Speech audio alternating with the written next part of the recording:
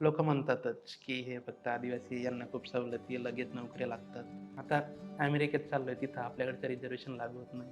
की role model तो सध्याला मला ह्या काही वर्षांमध्ये दिसला नाही, की जो येऊन मला सांगेल किंवा माझ्यासारख्या इतर जणांना सांगेल, की बाबा तुम्ही जा, विदेशात तुम्हाला संधी आहे. तर मग आई तग धरून म्हणते, की "नाही बाबा, तू शिकतोय ना, तर तू शिकत राहा. बाबा तू कुठं पण जा, आम्हाला फक्त पैसे नको मागू." म्हणजे आमचा विषय संपला. सर्वजण एक तर ऊसतोडी, एक तर वीटभट्टीच्या कामाला, या फिर जसं आपण बघतो, की वडिलांकडून नाही झालं म्हणून ते त्यांच्या मुलांना करतात. तसं बाप नाहीये, आई तर कष्ट करतेच आहे. आता तिला सुखाचे दिवस दाखवा. म्हणजे ते नक्कीच येणार आहेत पुढे. महिलांची काय भूमिका आहे? असं म्हटलं जातं, की आदिवासी सोसायटी ही इक्वल सोसायटी. रिॲलिटी तशी नाही आहे. ग्राउंडवर जाऊन बघितलं तर. एका छोट्याशा आदिवासी खेड्यातून जिथे दररोज जगणं देखील एक मोठा लढा आहे. अशा परिस्थितीतून भिल्ल आदिवासी समाजातून येणारा एक मुलगा कौटुंबिक संघर्ष आणि समाजातील अनेक अडथळ्यांमधून वाट काढत आपल्या शिक्षणाला आपला आधार बनवतो. आणि आज तोच मुलगा थेट अमेरिकेतून PhD करण्याचं स्वप्न पूर्ण करण्याच्या उंबरठ्यावर आहे. ही कहाणी किंवा हा प्रवास केवळ पदवीचा नाही, तर एका तरुणाच्या जिद्दीचा, आत्मविश्वासाचा आणि समाजासाठी काहीतरी करून दाखवण्याच्या ध्येयाचा आहे. हा मुलगा शंकर भिल्ल आणि आज बाई माणूसच्या माध्यमातून आपण त्याचा इथपर्यंतचा सगळा प्रवास जाणून घेणार आहोत. मी साक्षी तांगडे बाई माणूसमध्ये तुम्हा सर्वांचं खूप खूप स्वागत. आणि शंकर, तुझंही बाई माणूस या प्लॅटफॉर्मवरती खूप स्वागत. धन्यवाद. ओके. सो शंकर, मला तुला सुरुवातीला हे विचारायचं आहे, की एका खेड्यातून, एका आदिवासी छोट्याशा खेड्यापासून सुरू झालेला तुझा हा प्रवास अमेरिकेच्या थेट विद्यापीठापर्यंत पोहोचलाय. काय सांगशील याच्याबद्दल? अ, पहिला मुद्दा तर असा आहे, की मला म्हणजे पर्सनली ही माझ्यासाठी खूप मोठी अचीव्हमेंट आहे. ते तसंच माझ्या समाजासाठी पण खूप मोठी अचीव्हमेंट आहे. आणि आता बघितलं तर मला समाजाच्या लोकांकडून, पुढारी लोकांकडून पण फोन यायला सुरुवात झाली, की नाही आपल्या समाजाचं कोणीतरी करतंय. आणि म्हणजे ही भावना माझ्यात जशी रुजत गेली शाळेतून. मी पहिलेपासून आश्रमशाळेत होतो. नंतर मग तिथून कॉलेजला गेलो. समाज कल्याणच्या हॉस्टेलला राहिलो. परत पुढे ग्रॅज्युएशन वगैरे पुण्यात केलं. मग आदिवासी हॉस्टेलला राहिलो. तर म्हणजे माझं जे बॅकग्राऊंड शेप होत गेलं ना, ते माझ्याच बॅकग्राऊंडच्या लोकांमध्ये होत गेलं. आणि ते एक वैचारिक जे जडणघडण आपण म्हणतो, ती पण तशीच होत गेली माझी. तर मग मला आमचे महापुरुष कळत गेले. बिरसा झाले, जयपाल सिंग मुंडा झाले. तर हे जे आदर्श सेट होत गेले, बाबासाहेब झाले, शाहू फुले आंबेडकर विचार ते रुजत गेले आमच्यामध्ये. मग हळू आपल्याला कळत गेलं, की आपण काय आहोत, कुठून येतो आणि ज्या समाजातून येतो, त्या समाजाची सध्याला काय स्थिती आहे. तर ही सिच्युएशन बघता आज जर तुम्ही बघितलं, की आमचा समाज म्हणजे जसं तुम्ही सांगितलं, की खेड्यापाड्यात तर आम्ही आहोतच आणि सर्वजण एक तर ऊसतोडी, एक तर वीटभट्टीच्या कामाला या फिर अ, कंपनीमध्ये कामाला जातात किंवा सौराष्ट्रमध्ये कपाशी काढायला जातात. हे सर्व आदिवासी लेबर आहेत. हे फक्त मी खानदेश रिजनचा विषय सांगतोय. बाकीच्या ठिकाणी वेगवेगळी सिच्युएशन आहे. कोणी दुसऱ्या राज्यामध्ये जातं वीटभट्ट्यांवर काम करायला. तर अशा सिच्युएशनमधून येतांनी आणि कोणी आपल्याला मार्गदर्शक तर म्हणजे भेटत गेले वेगवेगळ्या प्लॅटफॉर्मच्या याच्याने. जसे आपण आपले नेटवर्क बनले, कनेक्शन्स बनले त्याच्याने. पण एक जो आदर्श हवा असतो, की रोल मॉडेल तो सध्याला मला ह्या काही वर्षांमध्ये दिसला नाही, की जो माझ्या समाजातून, माझ्या जिल्ह्यातून विदेशात जातोय आणि जो येऊन मला सांगेल किंवा माझ्यासारख्या इतर जणांना सांगेल, की "बाबा तुम्ही जा, विदेशात तुम्हाला संधी आहे." तर हे पण कुठेतरी मला खंत वाटत होती आणि तो कमीपणा पण होता, की हे करायचं तर आहे. आता जसं आपण बघतो, की वडिलांकडून नाही झालं म्हणून ते त्यांच्या मुलांना करतात. तसं तर माझे वडील करू शकत नाही होते. कारण वडील नाही शिकलेले. ते सांगत होते, की 4थी पर्यंत शाळेत गेले. तर आणि आई तर शिकलेलीच नाहीये. शाळेत बघितलंच नाहीये. तर मग ह्या सिच्युएशनमध्ये तर माझे तर सध्याला वडील नाहीये. तर मग आई तग धरून म्हणते, की "नाही बाबा, तू शिकतोय ना, तर तू शिकत राहा." आता आईचं असं म्हणणं आहे, की म्हणजे तुम्ही शिका, असं नाही की तुम्ही मोठ्या नोकरीवर जा, काही. पण एक असतं नाही का, आम्ही तर उन्हातान्हात काम करतोय. आज म्हणता, आज पण माझी आई मजुरी करते. तर त्यांचं एक असतं की तुम्ही सावलीत बसून काम करा, शिकल्यामुळे. म्हणजे त्यांच्यासाठी तेवढं त्यांना वाटतं, की अशी सिच्युएशन तरी असावी, की आमच्यासारखे हाल नाही झाले पाहिजेत. आणि ते शिक्षणात येत जसं मी म्हटलं, की जडण-घडण होत गेली, वैचारिकता लोकं भेटत गेले. मग ते ॲस्पिरेशन्स बनत गेले त्यांच्यातून. जसं की मी दुसऱ्या समुदायामध्ये बघतोय, की मुलं जात आहे बाहेर. आपल्या समुदायातून नाही दिसत आहे कोणी जिल्ह्यातून वगैरे. मग ते कमीपणा मी असं नाही म्हणणार, की मी तो कमीपणा भरून काढतोय. पण ती जी खंत मनामध्ये आहे, की आपले मुलं का नाही केले पाहिजे किंवा आपले मुलं का नाही करू शकत आहे. तर त्याच्यासाठी. बरोबर. सो तुम्ही तुमच्या प्रवासामध्ये आत्तापर्यंत काय-काय अडचणी बघितल्यात? काय-काय अडचणी आढळल्यात तुम्हाला? अडचणींचं असं आहे, की पहिला मुद्दा तर आर्थिक येतोच तुम्हाला. आज माझ्या ग्रॅज्युएशनपासून किंवा 11वी-12वी पासून मी जास्तीत जास्त घरच्यांकडून ₹500 मागू शकतो. 500 मागितले तर 300 भेटतात. आणि शाळेत असताना तर मी आश्रमशाळेत होतो. निवासी आश्रमशाळा होती. गावापासून 50-55 किलोमीटर लांब. ₹1 ते ₹10 मागायचो.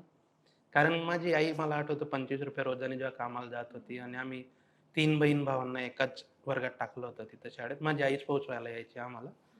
तर आता ₹25 रोजवर तुम्ही विचार करा, की ₹50 जर तुमचं भाडं लागणार, तर 2-3 दिवसात तिचं भाडं जातंय आणि बाकीचे मालकाकडून म्हणजे शेताचा जो मालक असतो तिथं मजुरीला जातात, त्यांच्याकडून उसने घेऊन ते चालू होतं. पण ते एक टाईम होतं. आता तर महिलांचं वेजेस वाढले.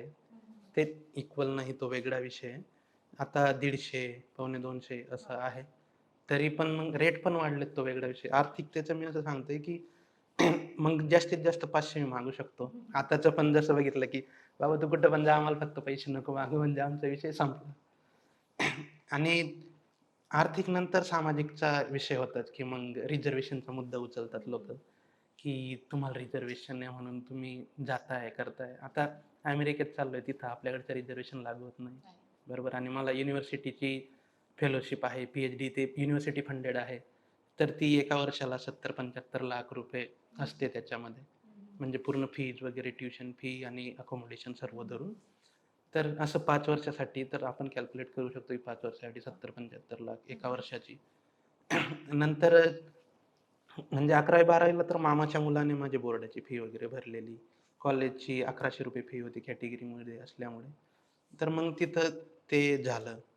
नंतर ग्रॅज्युएशनच्या वेळेस फर्स्ट टाईम जेव्हा भरायची होती फी, मी फर्ग्युसनला होतो. फर्ग्युसनला विषय असा आहे, की तुम्हाला सेमिस्टर फी भरायची गरज नसते. सुरुवातीला जेव्हा ॲडमिशन घेता, एकाच वेळेस तुम्ही फी भरून देता. ती होती ₹2100-2200 ते एका मित्राने तो बँकेत होता. तेव्हा माझ्याकडे हे नाही होतं, आपलं काय ए-टी-एम बरोबर. तर ऑनलाईन भरायची होती. मी कशी पे करू? आणि बाकीचं आपल्याकडे ऑप्शनच नाही नेट बँकिंगचं काही घेणं-देणं नाही. तर तोपर्यंत एकच खातं होतं महाराष्ट्र बँकेचं. ते पण जळगावचं होतं आणि ते नाही कागदी पासबुक भेटतं ते वालं होतं ते. मग विषय असा होता की भरायची कशी? त्या मित्राला सांगितलं. त्याने ए-टी-एम नंबर वगैरे देऊन मी पे करून घेतलं. त्याला ते पैसे अजूनपर्यंत वापस दिलेले नाहीये. तो वेगळा विषय आहे. त्याने सांगितलं की "नाही बाबा तू शिकतोय, जिद्द दाखवतोय." म्हणजे ते एक त्याच्यात पण होतं की ह्या समाजातून मुलं शिकत नाही आणि मी डेअर करते की मी पुण्याला शिकावं. म्हणजे जेव्हा मी विचार केला की बाबा मी पुण्याला शिकायला जाईल, घरच्यांचं म्हणणं होतं, "आपल्या इथं कॉलेज नाही का?" कारण मी ऑलरेडी जळगावला चांगल्या कॉलेजमध्ये शिकत होतो. म्हणजे माझ्या म्हणण्यानुसार चांगल्या कॉलेजमध्ये शिकत होतो एम-जे कॉलेजला. तर घरच्यांचं म्हणणं होतं की "आपल्या इथं तू इथं तर शिकतोच आहे, मग का बरं लांब जायचं?" आणि पहिला मुद्दा हा येतो की आपल्या ओळखी-पाळखी नाहीये, मग तिकडे काही प्रॉब्लेम झाला, कोण तुझ्या मदतीसाठी धावून येईल? हे घरच्यांची भीती पण होती. मग माझ्या पण मनात येत होतं, की आता आपली ओळखी-पाळखी नाही, मग कसं करायचं? काही प्रॉब्लेम आला किंवा आम्हाला काही अर्जंट गरज पडली, मी कोणाकडे जाऊ? पण तरी पण ते माइंडमध्ये ठेवून मी गेलो. पहिल्या वर्षी त्या मित्राने फीस भरली. सेकंड वर्षाला आम्हाला स्कॉलरशिप भेटत होती 3,000 3,500 अशी काहीतरी एस-टी स्टुडंट्सला. तर मग त्या स्कॉलरशिपमधून मी पुढच्या वर्षाची फीस भरली. नंतर थर्ड इयरला पण तसंच. आणि थर्ड इयर नंतर तर लॉकडाऊनच लागला. तर मग घरी बसलो आणि मी करत होतो स्पर्धा परीक्षेची तयारी पुण्यामध्ये. सर्व माझे बुक्स वगैरे सर्व तिथंच. हॉस्टेलला सुटले पुण्याला आदिवासी हॉस्टेलला. घरी आलो. आता घरी आल्यावर झालं असं, की मग मी अभ्यास करू शकत नव्हतो आणि त्याच्यात लॉकडाऊन लागल्यामुळे कामं बंद. आता पैसा कोण देणार आहे? मी जर आणि माझं असं होतं, की म्हणजे मी तर असं जसा माझा भाऊ कामाला जातोय रेतीचे वाळूच्या ट्रॅक्टरवर किंवा आई जाते शेतीच्या कामाला. मी केले 12वी पर्यंत. नंतर मी बाहेर पडल्यावर म्हणजे पुण्याला गेल्यावर मी काही जास्त कामाला गेलो नाही. कधी मध्ये गेलो असेल मध्ये-मध्ये शेतात वगैरे किंवा घरच्या बकऱ्या होत्या मग 1-2 दिवस तसं निघून जायचो. तर त्याच्यामध्ये मग मी घेतलं ऑनलाईनमध्ये ॲडमिशन. पण जसे आपण मागे रिपोर्ट बघत होतो, की ऑनलाईनसाठी तुम्हाला मोबाईल कनेक्शन पाहिजे, नेटवर्क पाहिजे आणि आमचं असं की घरात बसलं तर नेटवर्क जातं, बाहेर बसलं तर वेगळा आवाज बाहेरच.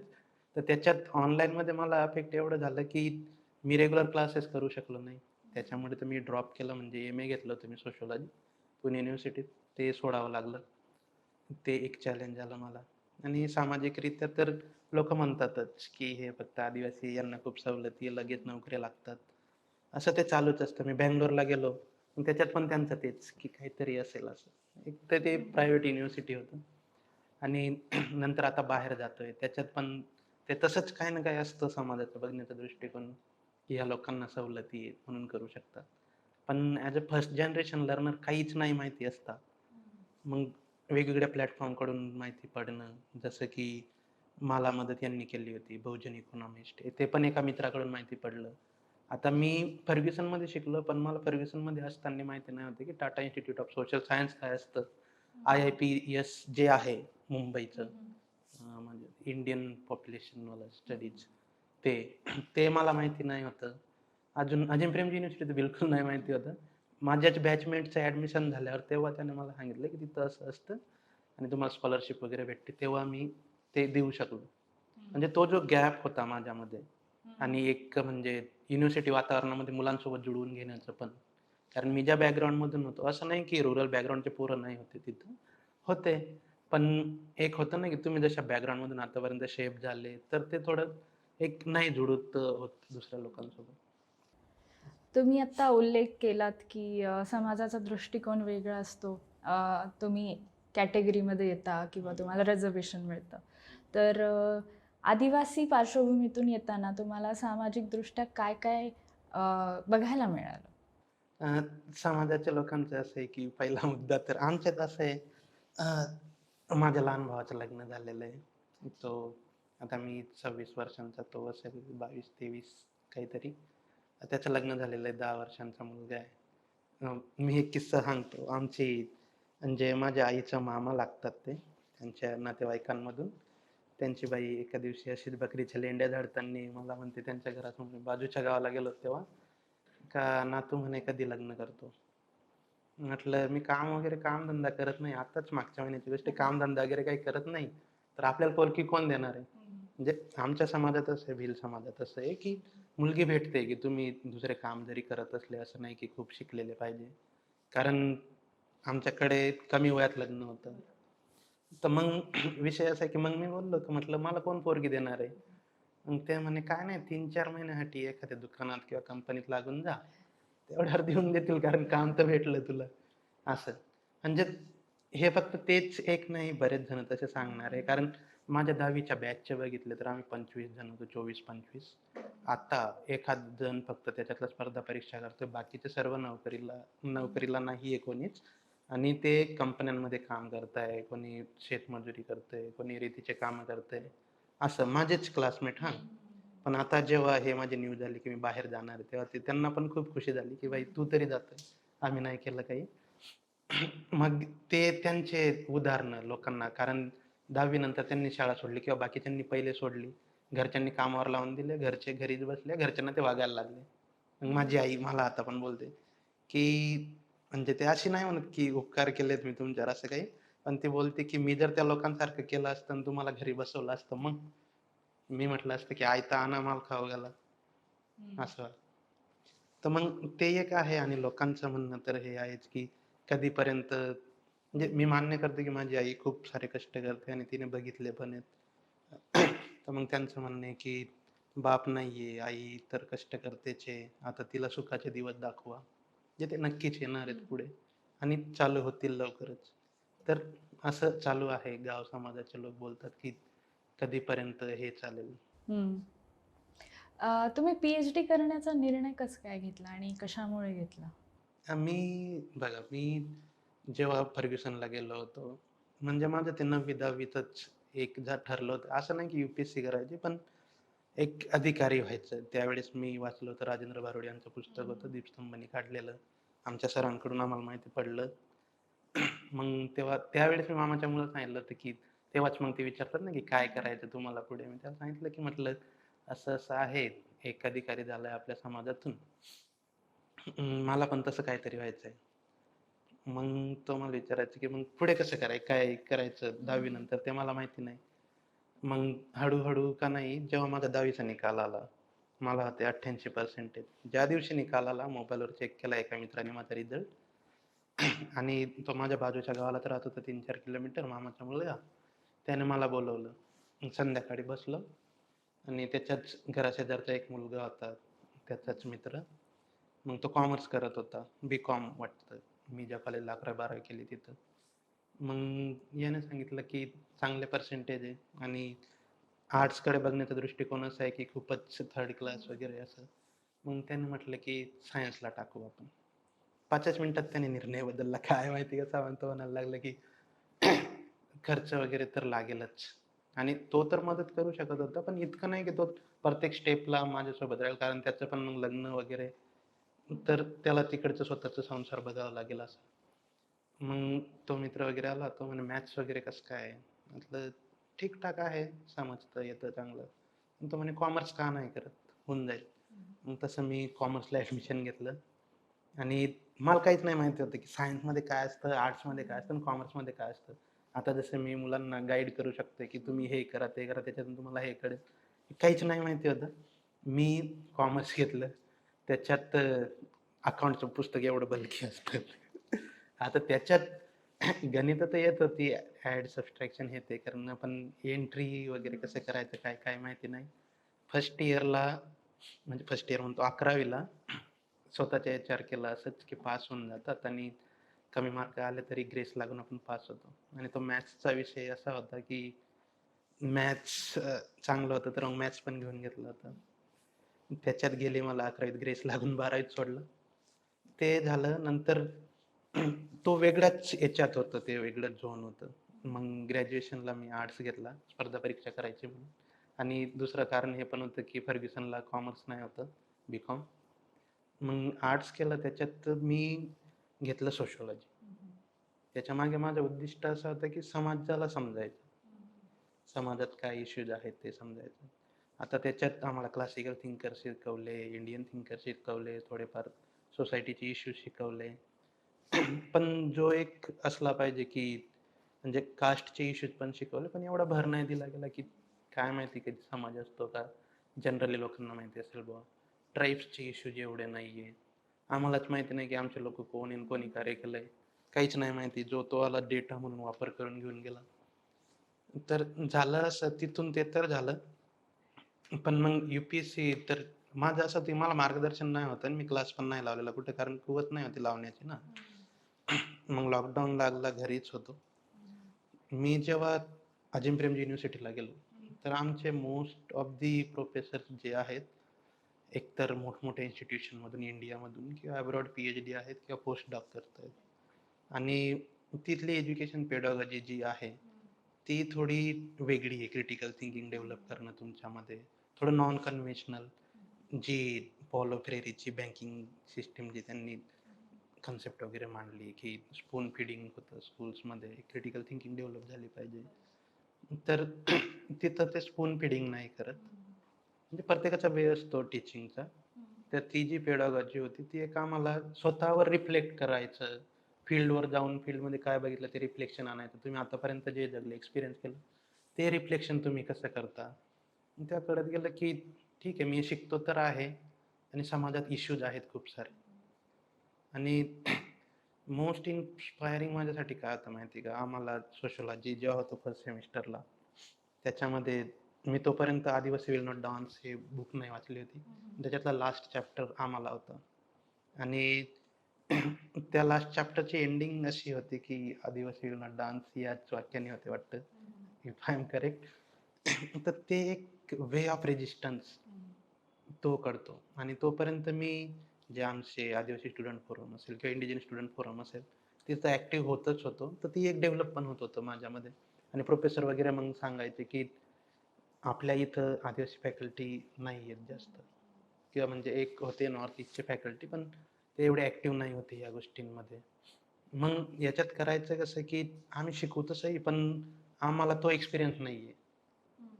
तर आम्हाला जे ऑलरेडी स्टडीज करून दिले, जे पेपर्स आहेत, रिसर्च पेपर आमच्याकडे, आम्ही त्यांच्यावरूनच बोलू.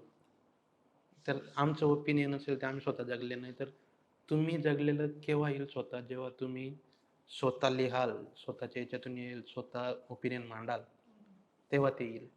मग तेव्हा ते माझ्यात बिल्ड होत गेलं की ठीक आहे, आपले शिक्षक वगैरे असे रिसर्च करून पेपर्स काढतात, बुक्स काढतात, तर मग आपण पण काहीतरी करू शकतो. म्हणजे असं नाही की पी-एच-डी काय असते हे मला माहिती नाही होतं तेव्हापर्यंत. तेव्हा माहिती होतं की पी-एच-डी काय असते. मग विचार केला की आपण पी-एच-डी जर करू तर कशात करू? आणि जसे की आमच्या घरचेच इश्यू आहेत की जमिनी गेल्या आहेत आजीच्या साईडने आमच्या, बाकीचे रेल्वेमध्ये गेले आहेत. बाकी एका माणसाकडे आहे, तर ते गट नंबर पण देत नाही जमिनीचे. मग याच्यात होतं असं की माझी आजी तर म्हणते की आजूबाजू आमच्या गावाच्या आजूबाजू ज्या जमिनी आहेत, म्हणजे पूर्ण खानदेश रिजनचा तर विषय वेगळा. आमच्या गावाच्या आजूबाजू ज्या जमिनी आहेत, त्या पूर्ण भिलांच्या होत्या म्हणे. तर मग आता ह्या जमिनी गेल्या आहेत गैर आदिवासींकडे, आणि असे पण नाही की अप्पर कास्ट लोकांकडे, पण जे लोकल डॉमिनंट असतील वगैरे त्यांच्याकडे गेल्या. तर मग याच्यामागे काय प्रोसेसेस होत्या, काय रिझन्स होते, हे समजणं. तर तिथं काही कास्ट पॉवर डायनॅमिक्स होतं का, ह्या गोष्टी समजणं. याच्यासाठी मी ते डेव्हलप करत गेलो. म्हणजे मी 22-23 पासूनच त्याला सुरुवात केली, पी-एच-डीच्या याला एक इंटरेस्ट एरिया डेव्हलप करायला, की मी हे करेल. आणि मग मी बहुजन इकॉनॉमिस्टकडून घेतले मेंटरशिप. त्यांचे मेंटरशिप फॉर्म निघतात, त्यांना भरलं. मग त्यांनी एक आता माझं ज्या युनिव्हर्सिटीमध्ये ॲडमिशन झालं आहे, UCSDमध्ये, तिथंच ती मुलगी आता पी-एच-डी कॅन्डिडेट आहे 3rd-4th इयरला. मग ती मला मेंटर म्हणून भेटली. मग तिने गाईड केलं की कसं करायचं असतं, युनिव्हर्सिटी कशा शोधायच्या.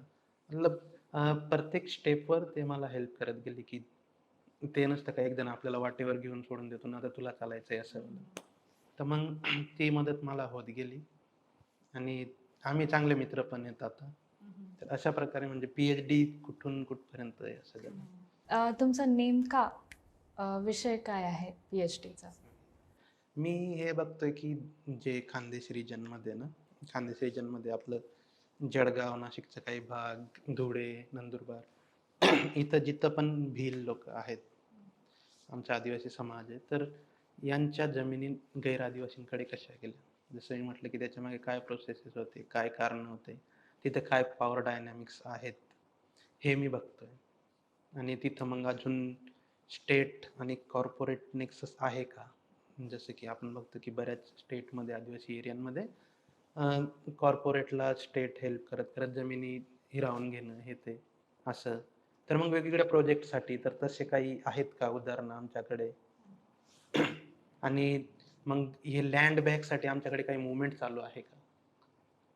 तर बाकीचे लोक तर म्हणतात की आहेत, कुठल्या कुठल्या संघटना प्रयत्न करतात म्हणून.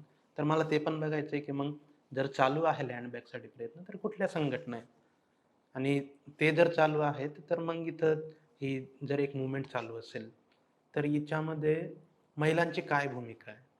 का महिला मार्जिनला आहेत, की पुढे येऊन लढत आहेत? कारण असं म्हटलं जातं की आदिवासी सोसायटी ही इक्वल सोसायटी आहे, पण रियालिटी तशी नाही आहे ग्राउंडवर जाऊन बघितलं तर. पण मी जे स्वतः बघितलंय की मी सिंगल विमेन हाऊसहोल्डमध्ये वाढलोय आईच्या सानिध्यात, तर एक असं बघितलंय की मग असर्टिव्ह असतात आमच्या वुमेन.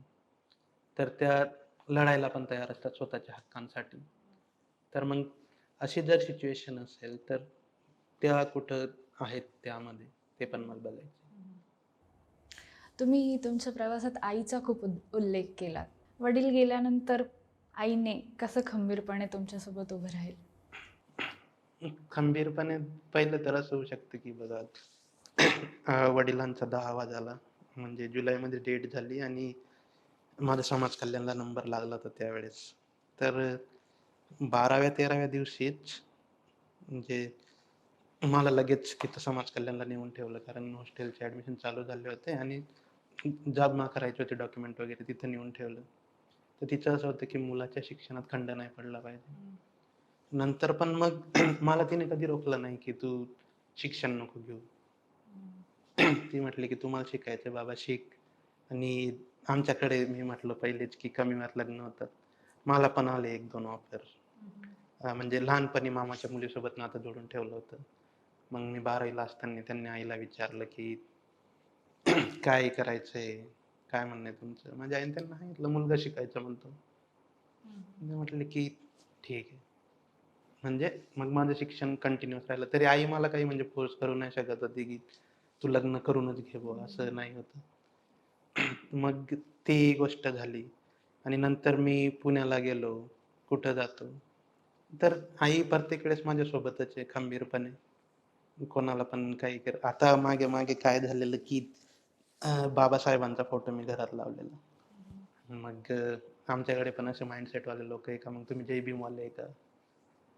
मग बऱ्याच जण बोलले असतील. तर आई पण मी घरी गेल्यावर मला मग कधीतरी बोलली, "लोकं असे बोलतात." म्हटलं, "या माणसाने आपल्यासाठी एवढं केलं आणि मग लोकं असे बोलले तर आपल्याला सांगायला पाहिजे ना त्यांना." की मग त्यांना समजवलं बाबासाहेब काय, काय नाही. आणि त्यांनी पण लहानपणापासून बघितलंय, की ते जिथं राहत होते त्यांच्या वडिलांसोबत वगैरे तिथं कास्टिझम पाहिलंय. अजून पण ते फंक्शन होताना बघतात, पण ते सटल वेमध्ये ते आपण विचार नाही करत सोशिओलॉजिकली त्याच्यावर रिफ्लेक्ट नाही होत, तो वेगळा विषय आहे. मग एका दिवशी माझ्यासमोर एक कोणीतरी माणूस आला होता आणि तो बोलायला लागला असं, की म्हणे बाबासाहेबांचा फोटो लावलाय, तुम्ही जय भीम वाले का? माझी आई त्याला म्हणते, की म्हणे ते आमचेच आहे म्हणे. म्हणजे ते कुठेतरी रुजत जाते. पण तो एक सोसायटल प्रेशर पण असतो आणि ती आहे उभी माझ्यासोबत दरवेळेस.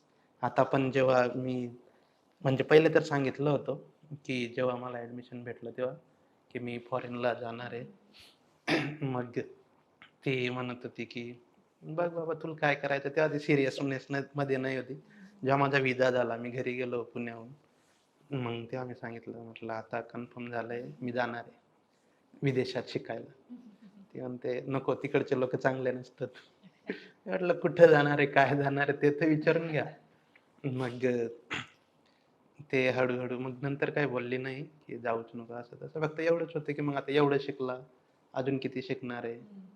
असं. मग सांगितलं, की पी-एच-डी का करायची? कशात करायची? आणि असं नाही, की मी रिकामच म्हणजे वेळ वाया घालवणार आहे. तेव्हा ती म्हटली, की "ठीक आहे." एकंदरीतच बॅकबोन. हं. मला हे विचारायचं आहे, आदिवासी तरुणांचे जागतिकीकरणानंतरचे संदर्भ कसे बदलले आहेत आणि आजच्या तरुणांचा नेमका प्रश्न काय आहे? आजच्या तरुणांचा प्रश्न बघायला गेले तर एज्युकेशनमध्ये बघता, असं नाही की तरुण शिक्षण नाही घेत आहे, पण स्ट्रक्चरल जे इश्यू आहेत किंवा फॅमिलीतर्फे जे इश्यू येतात, जसे आय-आय-टी, आय-आय-एममध्ये आपले मुलं टिकू शकत नाही. अजून मोठ्या इन्स्टिट्यूशनमध्ये पण ते एलिएनेशन फील होतं. त्याच्यामुळे पण ड्रॉप आउट होतात. स्कूलमध्ये होतं बरं, झेड-पीमधून होतं. इंग्लिश मीडियमला जाणं तर आमच्यासाठी कठीणच आहे थोडंफार, कारण कुठून फीज भरणार आहे. ते एक आहे, तो मुलं तरुणाईच्या स्टेजपर्यंत यायला. आणि मी एक तरुण म्हणून जर बघायला गेलो स्वतःकडे, तर एम्प्लॉयमेंटचे इश्यू तर आमच्यासाठी आहेतच. आणि बेसिकली स्किल्स नसल्यामुळे, स्किल सेट नसल्यामुळे मग काम तरी कोणते भेटणार आहे? तर हेच मजुरीचे कामं करावे लागतात. आणि मुलं मग काय करतात, की स्पर्धा परीक्षा करायचं. सोप्या कोणत्या वाटतील, सरळ सेवा आहे. एम-पी-एस-सीला बरेच जण ट्राय करतात, आदिवासी तरुणांमध्ये. पोलीस भरतीला मोस्टली जातात, आर्मीसाठी जातात. आणि हायर एज्युकेशन मी तर नाही पाहिले टॉपच्या याच्यामध्ये सध्याला मुलं, माझ्या एरियामधले, खानदेशमधले, जे की टॉपच्या इन्स्टिट्यूशनमध्ये शिक्षण घेत आहे. पण आता कुठेतरी फर्स्ट जनरेशन लर्नर जायला लागले आणि आहेत त्याच्यामध्ये माझ्यासमोर पण खूप साऱ्या स्टोरीज आल्या. मोस्टली मुलींच्या, की त्यांना काय अडथळे फेस करावे लागताय, की घरच्या लग्नासाठी हे करताय, पण त्यांना शिकायचंय अजून. तर मग तरुणाईंसमोर खूप मोठा प्रश्न निर्माण होतो, की हे तर सोसायटल प्रेशर पण मॅनेज करायचंय आणि एज्युकेशन पण करायचंय. इंडिपेंडेंट व्हायचंय जागतिक वर्ल्डमध्ये आणि सध्याला Instagram येतंय, त्याच्यात बाकीची तरुणाई इकडे वळतीये. रील्स वगैरे बनवायचे. फक्त एक कंटेंट क्रिएटर म्हणून. बाकीचे स्वतःहून एक आयडिओलॉजिकल चालवताय पुढे, की समाजाबद्दल, महापुरुषांबद्दल माहिती स्प्रेड करायची. आणि जागतिकीकरणानंतर जो इंडिव्हिज्युअलिझमचं हे आलं आहे लोकांमध्ये, ते पण आदिवासी सोसायटीमध्ये काय होतं माहिती का आता, की तुम्हाला मग आता बाहेरची मार्केटची भाषा यायला पाहिजे. आता खूप साऱ्या 90% पेक्षा जास्त कम्युनिटीज आपण समजू की स्वतःची भाषा आहे त्यांची. तर होत असं आहे, की आता समजा मी महाराष्ट्र स्टेटचा आहे, माझ्या राज्यामध्ये मराठी बोलली जाते. तर मग लोकं मला समजा शाळेमध्ये जुळवता येणार नाही आणि मी जर पहिले शिकलोय समजा माझी मुलं आहे, तर ते आता सेकंड जनरेशन लर्नर असतील समजा. तर मग माझ्यासारखा माणूस काय करतो, की त्यांना इंग्लिश मीडियममध्ये टाकायचं किंवा चांगल्या शाळेत टाकायचं आणि घरामध्ये मराठीतच बोलायचं. तसं वातावरण त्यांना ठेवायचं म्हणजे ती स्वतःची भाषा पण नाही शिकू शकत. ती लुप्त होत चालली आहे. कारण मार्केटमध्ये डिमांड नाही ना. मग लँग्वेज जाते आमची. पण याच्यावर पण युवा पिढी आता काम करते. त्यांना वाटते की नाही थ्रेट क्रिएट होत आहेत आणि एम्प्लॉयमेंटचा इश्यू आहे, एज्युकेशनमध्ये इश्यू आहे. तर तरुणांसमोर खूप चॅलेंजेस पण आहेत आणि अपॉर्च्युनिटी आहेत समाजासाठी काम करण्याची. आणि तुम्ही जर बघाल समाजासोबत आता काम करायला जे मुलं रेडी आहेत, ते मोस्टली सिटीमध्ये शिकणार आहेत. ते मोठ्या ठिकाणी शिकायला तर जात आहे, पण त्यांना वाटते की नाही, मी ज्या समाजातून येतो त्या समाजामध्ये जर ही माहिती माहिती नाही आहे, तर आपण जाऊन मग काम केलं पाहिजे आणि आपल्या समाजाला अवेअर केलं पाहिजे. शैक्षणिक क्षेत्रात आदिवासी तरुण बऱ्याच प्रमाणात सातासमुद्रापार जाताना दिसतोय. पण तसा आकडा आपल्याला राजकीय नेतृत्व उभं राहताना दिसत नाहीये. काय कारण असू शकेल? अ, यावर माझं असं मत आहे माहिती आहे का, जे पुढारी लोकं आहेत ना, तर पहिला मुद्दा तर यांनी मुलांना शिक्षणासाठी प्रमोट केलं पाहिजे. आणि तो जो असतो की बरेच आपण मोठमोठ्या युनिव्हर्सिटीजमध्ये बघतो समजा HCU झालं, JNU झालं, DU झालं, इकडे तुम्हाला वेगवेगळे ग्रुप दिसतील, ज्यातून युनिव्हर्सिटीमधून स्टुडंट लीडर तयार होतोय. तर आमच्यामध्ये तयार नाही होते याच्या मागचे कारण समाजातले पण काही लोक असू शकतात. कारण तेढ निर्माण होतो ना मग. त्यांचं म्हणणं असतं की आमचा सदस्य असावा, यांचं म्हणणं असतं की आमचा सदस्य असावा आणि आपण बघतोच की जनरली जरी बघायला गेलं की फॅमिलीमध्ये तूट पडते, नात्यात तूट पडते. ते आहे आणि जे पुढारी लोकं आहेत, ते तर फक्त स्वतःपुरता करतायत काही गोष्टी. असं नाही की प्रत्येकच करतोय. पण आहेत बरेचसे लोकं जे पॉलिटिकली कॉन्शियस होऊन पण असा पण फायदा नाही ना की फक्त मला उभं केलं, निवडून आलं आणि झालं आणि माझी काही वैचारिक क्षमताच नाही. आणि तसे पण नेते आपल्याला बघायला मिळतात. राजकीय जे लीडर असतील ते पण, की स्वतःची थिंकिंग काहीच नाही. फक्त जाऊन उभा आहे मी आणि सांगायचं की मी समाजासाठी लढतोय. पण कुठल्या विषयासाठी लढतोय समाजासाठी? नेमका इम्पॅक्ट काय करताय तुम्ही? तुम्ही जर आज बघायला गेले, प्रत्येक गावात जिथं-जिथं भिलाटी आहे, म्हणजे भिलवाडा जो असतो त्याला भिलाटी म्हणतात आमच्याकडे. तर प्रत्येक ठिकाणी तुम्हाला एकलव्य संघटनेची पाटी किंवा कुठलीतरी अशी संघटनेची पाटी दिसेल. प्रत्येक गावागावात पाटी. गावागावात मग तुम्हाला संघटनेचे आहेत कार्यकर्ते, पण किती जण वरती निघून आलेत आतापर्यंत? नाही आलं कोणीच. असा विषय. तर राजकीय लेव्हलला मग ते एज्युकेटेड यूथ तयार करणं ते एक चॅलेंज तर आहे, पण समाजाने मग ते समजून घेणं गरजेचं आहे, की आपल्याला जर तयार करायचे आहेत, तर ते कुठल्या माध्यमाने तयार केले पाहिजे. PhD नंतर समाजासाठी काय काम करण्याचं ठरवलं आहे? हं, हं. पी-एच-डी नंतर म्हणजे माझं तर असं आहे, की मी स्वतः ठरवलं होतं असं, की लोकं आता माझं का ऐकतील? माझ्याकडे काहीच नाहीये. जसं की आय-ए-एस बनण्याचं स्वप्न होतं. त्याच्यात पण तेच होतं, की एक मी हुद्द्यावर असेल काहीतरी मोठ्या, मग तेव्हा लोकं ऐकतील. म्हणजे ते ऐकतील, नाही ऐकतील किंवा त्याच्या पहिले पण ऐकतील हे मला नेमकं माहिती नाही. पण माझं तसं मानणं आहे, की मी समजा आता बाहेर गेलो, मी वापस येईल. आमच्याकडे मोठमोठ्या भिलाट्या आहेत आणि मी बाकीच्या डिस्ट्रिक्टमध्ये बघितलं, की जिथं तुम्हाला समाजाचे सभागृह आहेत. ते आमच्याकडे मला नाही दिसले कुठं. मी ज्या एरियात राहतो तिकडे. तर समाजाचे सभागृह आहेत. तिथं येऊन लोकं मीटिंग्स वगैरे करतात. ठीक आहे, की ते दुसरे कारणांसाठी, कोणत्या पण कारणासाठी असतात. तर तिथं येऊन एक करण्याचा माझा असा उद्देश आहे, की मग आता लोकं हायर एज्युकेशनसाठी लढाई लढतात. आता मी हायर एज्युकेशनसाठी जातोय अब्रॉडला. जसं एकलव्य झालं, नालंदा झालं. आता एस-आर-सी म्हणून एक नवीन उघडलंय. माझ्या मित्रांनी एक सुरू केलंय ब्लू बर्ड कलेक्टिव्ह म्हणून अकोल्यामध्ये. तर यांचं कसं आहे, की मुलांना ब्लू बर्डवाले तर खालच्या वर्गाच्या मुलांना पण विहारात बसून अभ्यास करायला लावताय. बाकीचे हायर एज्युकेशनसाठीच प्रमोट करतायत. तर माझं असं म्हणणं आहे, की आमची तर पहिली वर्गापासून लढाई आहे. आमची मुलं पहिली वर्गात पण नाही जाऊ शकत आहे. ते काही कारणांमुळे. तर मग आम्हाला इथून सुरुवात करायची आहे. तर जी फाउंडेशन लर्निंग, जी बेसिक लर्निंग व्हायला पाहिजे. कारण जे प्रमोटेड सिस्टम होते, आतापर्यंत 8वी पर्यंत पास करायचं, तर त्याच्यामध्ये ढकलगाडी चालू असते. तर मग ती फाउंडेशन लर्निंग जेव्हा बेस्ड होईल आमची, आणि त्याच्यासाठी मला काम करायचं आहे, की वापस यायचं. ते थेसिस वगैरे तर राहीलच, त्याच्यावर पण काम करायचं युनिव्हर्सिटीमध्ये. गव्हर्नमेंटला आपण कमिटीमध्ये काम करता आलं तर बढियाच आहे.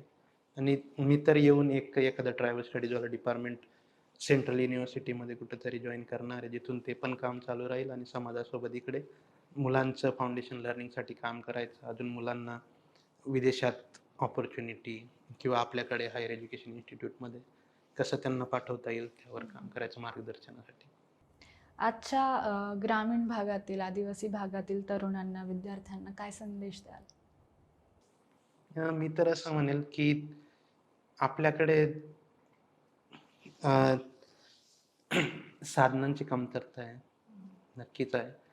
तर मग आपल्याकडे पर्याय एकच उरतो, की शिक्षणाने आपण ते जो कमीपणा आहे, तो भरून काढू शकतो. म्हणजे शिक्षण फक्त याच्यासाठीच नाही घ्यायचं, की फक्त मला नोकरी लागेल आणि मी काहीतरी करेल. प्रत्येकाला वेगवेगळ्या वाटा आहेत. प्रत्येकजण, कोणाला अधिकारी व्हायचंय, कोणाला पोलीस व्हायचंय, कोणाला काही व्हायचंय. तर कोणत्या पण परीने तुम्ही पुढे जा, शिक्षण घेऊन. फक्त एवढं आहे, की ज्या समाजातून तुम्ही येता, तुमचं जे मूळ आहे ते नका विसरून जाऊ. म्हणजे तुमची जी नाळ जुळून आहे त्याच्यासोबत. आता आपण बघतो, की सिटीमध्ये आपण पूर्णपणे अनोनिमस आहे. तर तुम्ही गेले जरी, तर ते लिंक बनवत जा, की मग तुम्ही गेले, तुम्ही 1-2 मुलांना अजून पुढे न्या. ते त्यांच्या विचाराने ते अजून 1-2 जणांना पुढे नेतील. हे आपण केलं पाहिजे. तर आपण शेवटच्या प्रश्नापर्यंत आलेलो आहोत. सरकार आणि शिक्षण व्यवस्थेकडून आदिवासी तरुणांसाठी काय बदल आवश्यक वाटतात? पहिला तर मी म्हणेल, की एज्युकेशन सिस्टममध्येच एक खूप मोठा चेंज करायची गरज आहे सरकारकडून आदिवासी विद्यार्थ्यांसाठी, की आता तुम्ही कुठल्या पण आदिवासी युथला विचारा, की तुमच्या 1ली ते 10वी पर्यंतच्या वर्गात किती तुमचे आदिवासी महापुरुष तुम्हाला शिकवले गेले. तर तुम्हाला फक्त आता कुठेतरी बिरसाचा उल्लेख भेटतो. आमच्याच लोकांना नाही माहिती, की आमच्या महापुरुष कोण आहे, तंट्या मामा कोण आहे, खाजा नाईक कोण आहे. हे एवढं बरं आहे, की समाजाचे लोकं सांगत असतात, की हे आपले लोकं आहेत. आम्हाला इतिहास कधी शिकवलाच गेला नाही तो. आणि जे शिकवल्या जात आहे समजा मराठीच्या पुस्तकामध्ये गोष्टी किंवा इतर याच्यामध्ये सिलेबसमध्ये, ते रिलेट नाही करू शकत आम्ही. तर तो रिलेशन नाही बनत आहे. आणि एज्युकेशन सिस्टममध्ये मग काय होतं, की आम्ही आदिवासी समाजातून येतो, स्वतःची बोलीभाषा असते.